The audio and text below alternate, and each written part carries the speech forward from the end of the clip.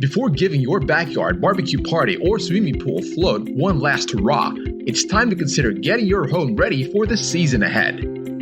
Here are some home improvement items that can be checked off your list. Let's start with the home's exterior. Number 1. Check the roof, gutters, and downspouts for roof shingle issues, flashing issues, leaks, debris, loose connections, and also check your attic for signs of leaks or moisture. Number 2. Examine the siding, windows, doors, foundation looking for needed paint, cracks, caulk issues, wood rot, window and door issues, or water buildup at the foundation. Number 3. Check walkways, driveway, and garage for cracks or trip hazards and any type of moisture issues. Now, your home's interior. Number 4. Check doors, windows, and floors for cracks, caulking, needed paint, and broken glass.